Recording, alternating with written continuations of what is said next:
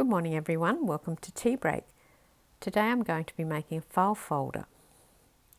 I'm starting with a piece of manila cardstock, it's just an offcut, putting it in my punch board and punching it at the 4-inch mark.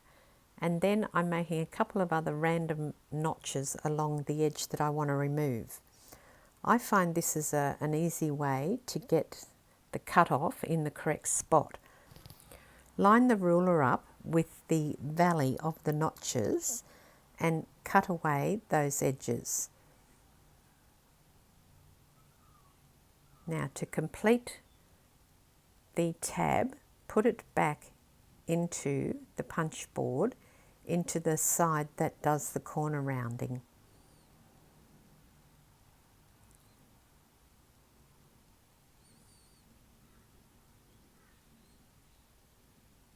And now I have a tab.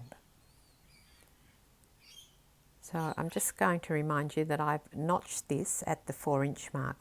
Obviously, depending on the size of the tab you want, you can notch yours anywhere. And because this isn't already a file folder, I'm just going to fold this in half to make it into one.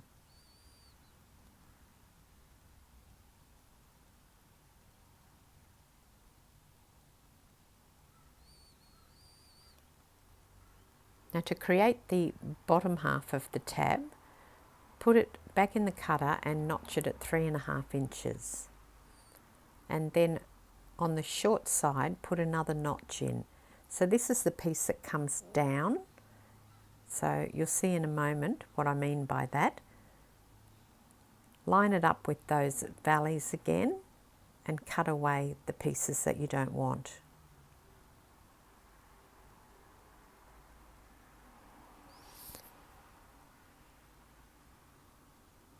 Now when I fold that up, I've got a nice little notch down there. So again, I notched that at the 3.5 inches. Now I'm going to do a center tab for you. So this piece of card is 7 inches long.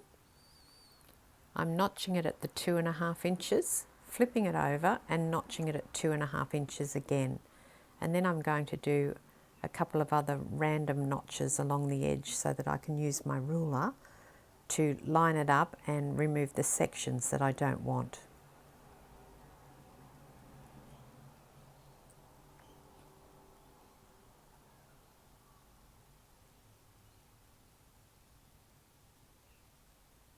And that is my center tab. So again, I've come in 2.5 inches on both sides, but you would have to work out where you want to come in and where you want your actual tab and how wide you want your tab. This is a tiny piece of paper, but it's the only one I had got my hands on, so I've still folded it up and matched it to where I've cut that paper away. And now it's going back into the punch board, and I'm going to punch it at the 3-inch mark, flip it over and punch it at the 3-inch mark again.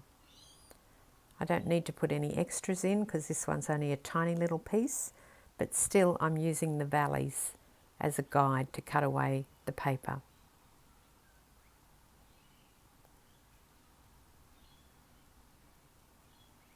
And there's your center file folder.